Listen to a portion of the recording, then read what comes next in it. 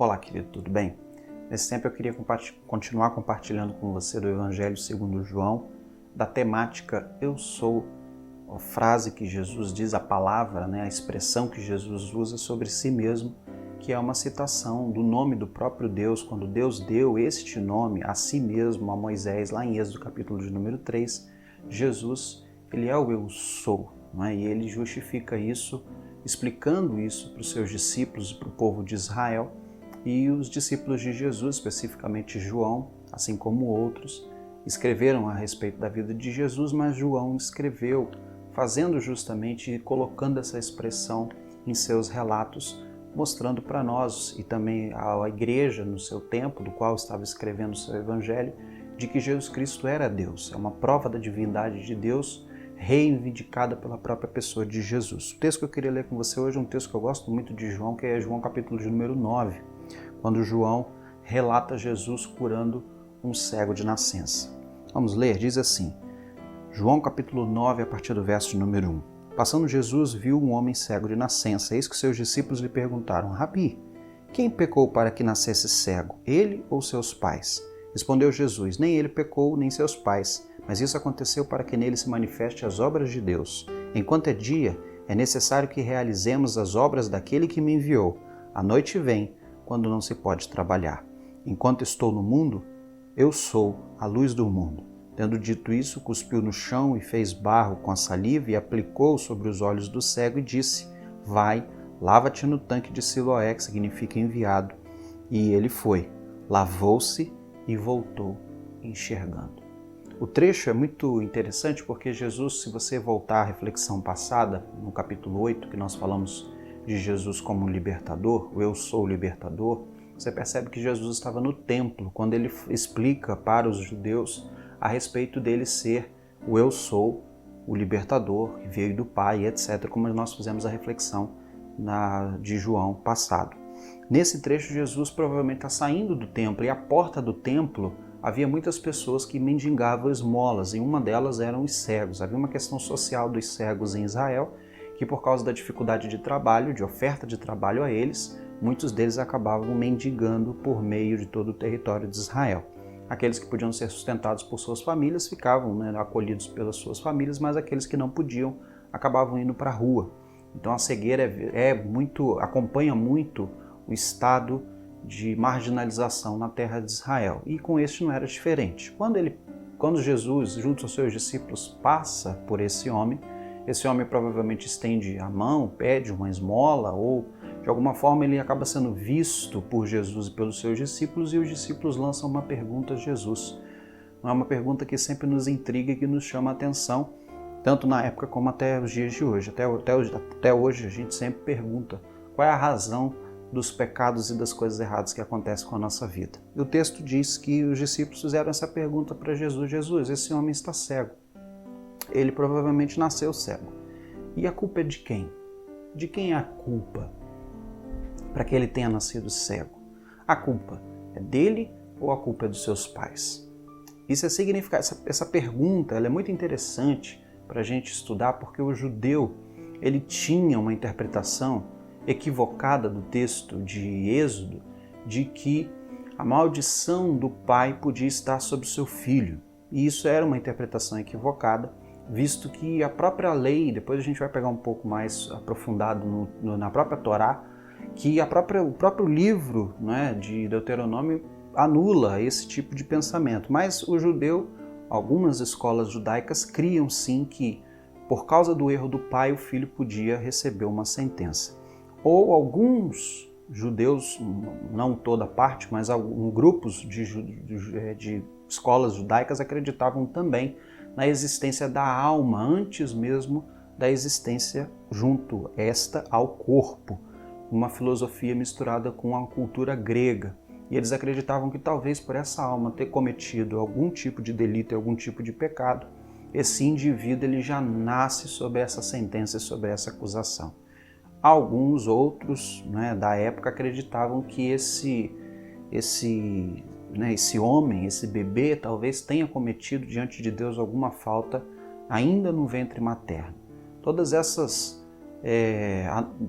análises não têm nenhum fundamento bíblico, E a gente vai justificar e vai explicar isso passo a passo. Mas é interessante que, sim, o pecado trouxe corrupção à raça humana. O texto bíblico de Gênesis, por exemplo, diz que quando Adão e Eva pecam, Adão e Eva não traz consequências só a eles e só a condição humana, mas toda a natureza padece por causa do erro de Adão e Eva. O erro de Adão e Eva corrompe a raça humana. Corrompe não só a raça humana, mas onde o homem está. Corrompeu também a terra, corrompeu também a perfeição de Deus, a perfeição natural que Deus havia outrora criado lá no Éden, antes, né, na criação de todas as coisas. É interessante que o pecado tem um impacto muito grande sobre a vida do ser humano. E por causa do pecado original, lá que a gente chama de pecado original, mas o início de tudo dentro da raça humana com Adão e Eva, a raça humana se corrompeu. E essa corrupção meio que estragou, não é, esse DNA, meio que, não é, rasurou, né, a nossa marca que Deus tinha colocado em nós, de forma que muitas vezes agora a gente acaba estando sujeito pela própria natureza caída de ter questões ligadas à doença, à má formação genética e tantas outras coisas que a gente percebe fazer parte do ser humano hoje e de que são explicadas, segundo a Bíblia, por causa do pecado de Adão e Eva. Antes o homem era perfeito e a sua reprodução sem pecado seria perfeita, então não teria impactos como, por exemplo, a cegueira, doenças em geral, né, problemas de saúde congênitos e etc. A gente acredita que isso é obra do pecado, não é? É um infeliz incidente que veio agregado com o erro de Adão e Eva. E a Bíblia diz que todos nós estamos sujeitos a essa questão. Então, é verdade sim que essa cegueira é resultado do pecado, mas não é diretamente culpa. Essa é a questão principal que Jesus mesmo corrige os seus discípulos em João capítulo 9. Não é culpa desse homem. Deus não está julgando e trazendo culpa a nós pelos nossos erros e por isso nos dá uma cegueira e por isso nos dá um desafio e por isso permite coisas à nossa vida e por isso as situações da nossa vida não se acertam porque Deus está nos julgando. Isso não é verdade. A palavra de Deus diz que em Êxodo, capítulo de número 20, que é o texto que muita gente usa para explicar que os erros dos nossos pais estão sobre os seus filhos, é uma interpretação equivocada de Êxodo capítulo 20, verso 5. Aquele tema lá, quando Deus diz que irá até a terceira e quarta a geração daqueles que são desobedientes, que fazem aquilo que desagrada o seu nome, aquilo ali precisa ser interpretado de forma social. Aquilo ali precisa ser interpretado como a mão de Deus cuidando da geração, cuidando da influência de geração, cuidando para que o filho não tome aquele sentimento de vingança por algum juízo e por alguma questão que outrora o seu pai teve com relação ao povo de Israel. O povo de Israel era instrumento de juízo de Deus. Então Deus é aquele que julga até quarta geração para que os povos não se levantem no futuro contrários a Israel por causa do juízo de Israel. Isso é uma questão social, está ligado ali a um axioma social. E é importante a gente interpretar isso em outro momento. Mas só para você ter uma ideia, o texto de Deuteronômio 24, eu anotei ali, quero ler para você, que diz assim. O texto de Deuteronômio 24, 6 diz assim: os pais não devem ser condenados à morte pelos seus filhos, nem os filhos condenados à morte por seus antepassados. Todos devem ser condenados à morte por seu próprio pecado. Ou seja, em Êxodo está dizendo que Deus é um Deus que condena até a quarta geração daqueles que desobedecem, que fazem as coisas erradas, que são infiéis a Ele. Só que o texto de Deuteronômio capítulo 24 diz que nós não podemos ser culpados, os nossos filhos não podem carregar a nossa culpa. E nem nós podemos ser julgados à morte por culpa dos nossos filhos. Ou seja, o que o nosso filho faz é responsabilidade dele. E o que eu faço é responsabilidade minha. Entende? Então não existe na relação da Torá maldição hereditária. Não existe na Torá fundamento para que você acredite de que a culpa do seu pai e o prejuízo e as ações ruins do seu pai estão atrapalhando o seu modo de viver hoje. Isso também se confirma, por exemplo, na história do rei Amazias. Quando o rei Amazias assumiu o trono, ele matou aqueles que mataram o seu pai. Mas é interessante que em 2 Crônicas, capítulo 25, verso 4, Amazias poupa a vida dos filhos destes que ele matou. Por quê? Porque o texto lá em 2 Crônicas, capítulo 25, verso 4, diz que Amazias cumpriu a lei, aquilo que estava escrito na lei de Moisés, que diz: não culpe os filhos pelos erros e pelas ações dos pais. Está escrito na Bíblia de que o povo de Israel não podia julgar a culpa dos pais nos filhos. Entenda, se Deus pede para que o povo não julgue os erros dos pais nos filhos, por que Deus faria isso? Deus é incoerente com aquilo que escreve, com aquilo que faz? Não. O texto mesmo diz, Ezequiel capítulo de número 18, é um texto que também compensa você ler, que o povo de Israel reclama com Deus e diz assim: os nossos pais, eles usam uma expressão dizendo assim, os nossos pais comeram as uvas verdes e foram os nossos dentes que ficaram manchados, não é? Dizendo mais ou menos assim, poxa, foram os nossos pais que pecaram e nós que estamos recebendo a sentença. E Ezequiel, na sua profecia, diz, não. Os seus pais pecaram, receberam a sentença deles e vocês estão recebendo tal sentença porque vocês são pecadores. Cada um será julgado pelas suas obras. Se você chupou as uvas, os seus dentes ficarão manchados. Não existe essa de carregar a culpa do pai e transferir do pai a culpa para o filho diante de Deus, não. Isso está em Ezequiel, capítulo de número 18, depois você pode ler. E Jesus, em João capítulo 9, ele quebra essa visão. Ele diz aos seus discípulos, olha, quem pecou? Jesus disse, nem ele pecou e nem seus pais. Acabou a história. Ou seja, o que Jesus está dizendo? Que o pai desse homem não tinha pecado e que ele não tinha pecado? Não, todos nós diante de Deus somos pecadores. E diante de Jesus também. Quando Jesus diz que nem ele pecou e nem os seus pais pecaram, o que Jesus está trabalhando aqui é com a culpa. Não há culpa. Ele não está diante de mim culpado, entende? Ele não está circunstancialmente cego porque a culpa é dele ou porque a culpa é dos seus pais. Isso não é verdade. Se você for olhar lá no texto de Jó, Jó é acusado pelos seus amigos de estar passando por tribulações por causa de pecado. E Deus dá uma dura nos amigos de Jó lá no capítulo 42, falando, vocês estão entendendo tudo errado e vocês trouxeram prejuízos à vida de Jó. Porque quando eles falam isso para Jó, Jó se entristece e ora a Deus e fica triste porque Jó não sabia o que estava fazendo e pede a Deus para revelar o que estava acontecendo. E Jó questiona a Deus por causa de todo o ocorrido, muito culpa por causa das acusações dos amigos dele, que falaram, olha Jó, se tudo isso está acontecendo com a sua vida, é porque você deve ter pecado.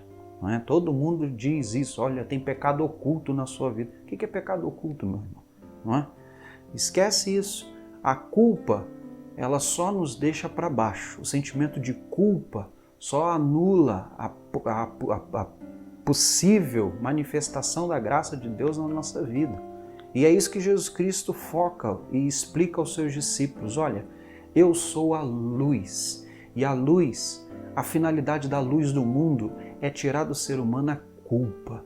Entende? É tirar do ser humano aquele sentimento de derrota. É tirar do ser humano o sentimento de que não há vitória. É tirar do ser humano aquele sentimento de que circunstancialmente está tudo dando errado porque alguma coisa está errada em mim. Entende? Jesus diz, olha, nem ele pecou, nem os seus pais. A culpa não é deles. Ou seja, Jesus está explicando para os seus discípulos, olha, parem de acreditar nesse negócio de que o pai joga a culpa para o filho joga a culpa para o neto, que isso não existe.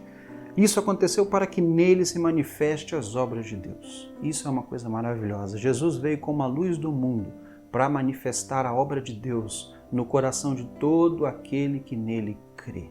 Todo aquele que crê na pessoa do Senhor Jesus Cristo é retirado dessa pessoa a culpa, porque Jesus assume a culpa dos erros na cruz do Calvário, para que essa pessoa viva, como nós falamos em João capítulo 8, viva livre, viva liberta.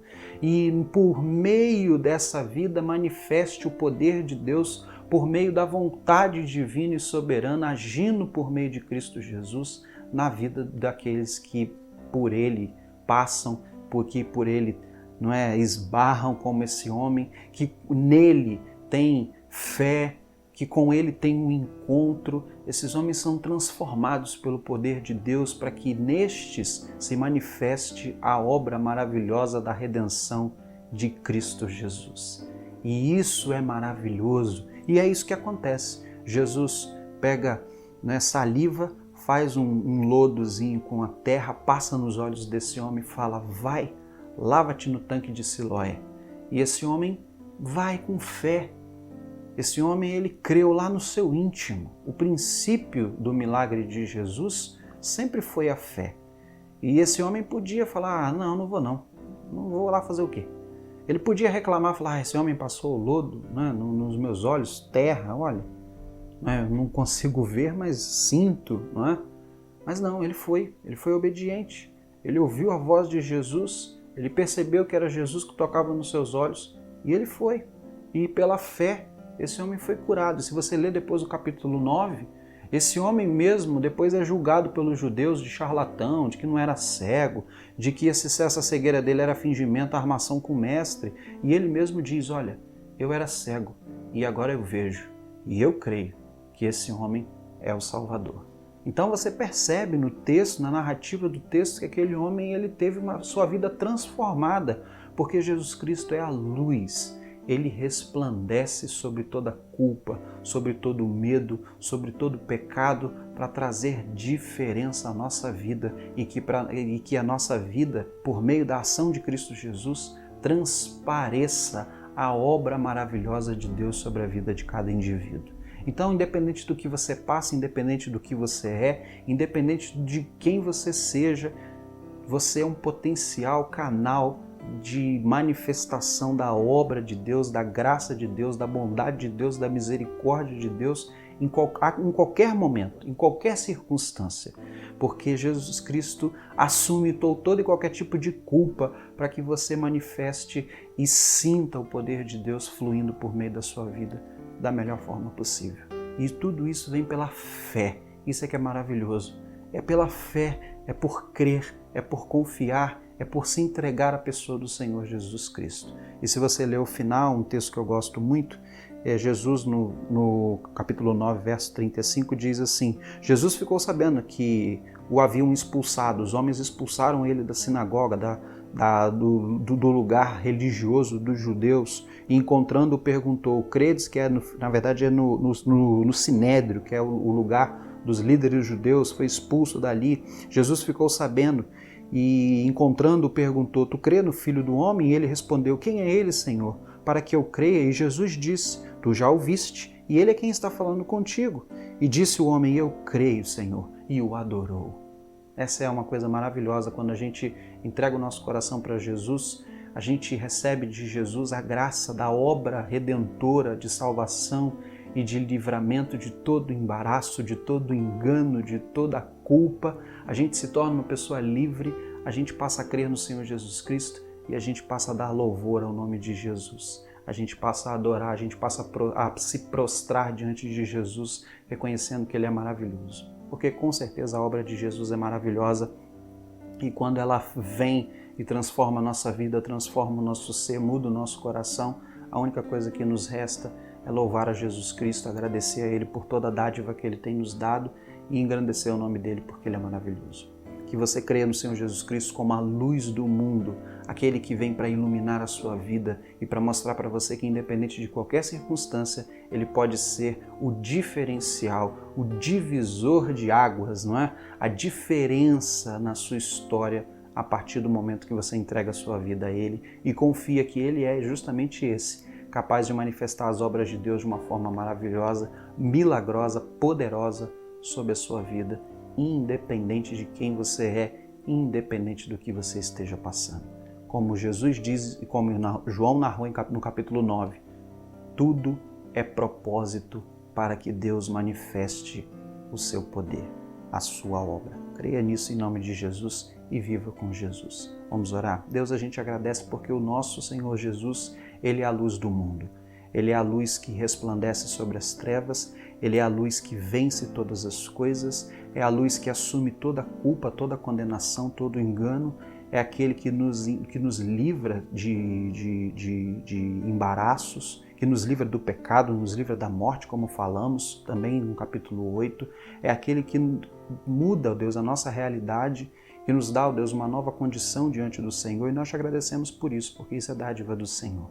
Nós te louvamos e te agradecemos porque o Senhor é maravilhoso e tem cuidado da nossa vida. Continue, ó Deus, por meio de Cristo Jesus, a transformar a nossa história. Que nós sejamos, ó Deus, retratos vivos da glória do Senhor e da obra do Senhor nesse mundo. E que, ó Deus, aqueles que estão me escutando, me assistindo, que pela misericórdia de Deus, que a tua obra se manifeste por meio deles, para que eles e todos que os cercam percebam que Jesus Cristo de fato é a luz do mundo, Ele está vivo e Ele é o nosso Senhor e Salvador. Nós oramos e agradecemos pela pessoa de Cristo Jesus. E em nome dele nós oramos, ó Deus. Amém. Amém, querido. Deus abençoe sua vida ricamente no nome da luz do mundo, de Cristo Jesus. Deus abençoe.